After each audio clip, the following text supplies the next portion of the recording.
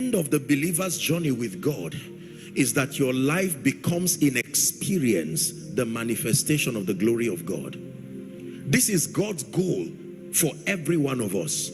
When God begins the journey with a believer, listen to me. God's goal for the believer is not just heaven. No. God's goal for the believer is not just healing. No. Everybody Jesus healed still died.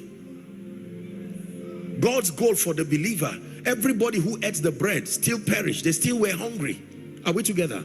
God's goal, it's important for you to know, when you begin business with God, to what end? Why is he intentional, like Moses Bliss sang? What is behind his passion and his obsession? What is behind his vulnerability for man? To the point that the psalmist will say, what is man? Could there be something you have hidden in man that man himself does not understand? What is man that you are mindful of him? Have you lost your creativity? Can't you fade away this species and build another one? Why the man will reject God and say we reject you, and God will give them over to their enemies? Later he will come by himself. What is man? Are we learning already? So it's important for you to know that God's goal for my life and for your life is that you evolve in experience until you become a manifestation of the glory of God. The glory of God. Don't forget that word glory.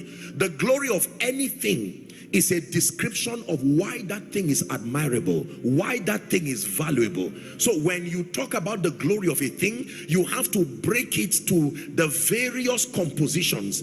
Describing the glory of a thing is justifying why it is expensive or justifying why it is desirable. The glory of an expensive phone is in describing its features.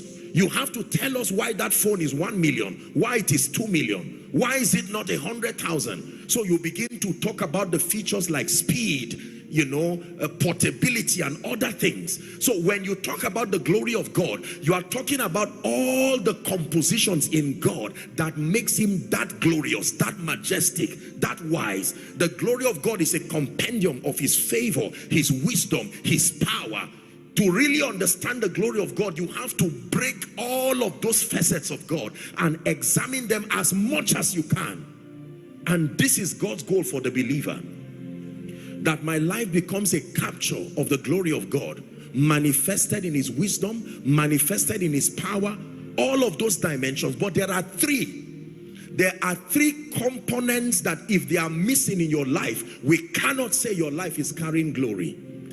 Glory is a capture of many dimensions of God, but there are three of them that represent the pillars of glory. The Bible says, let not the wise man glory in his wisdom. That is the first pillar of glory, wisdom. Everywhere you find glory, you first find wisdom. Number two, neither the mighty man or the powerful man glory in his might. So we see power.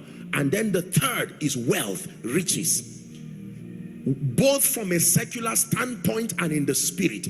Every time you describe glory, regardless what parameters you use, these three must be represented. They were found in Solomon's life. They were found in David's life. They are all found in heaven. Are we together now? It is impossible to talk about the glory of God ignoring his wisdom, ignoring his power, ignoring his wealth. And I hope you know when I talk about wealth, I'm not talking of money. You never heard me say money. Because God does not use money. Are we together? So, God desires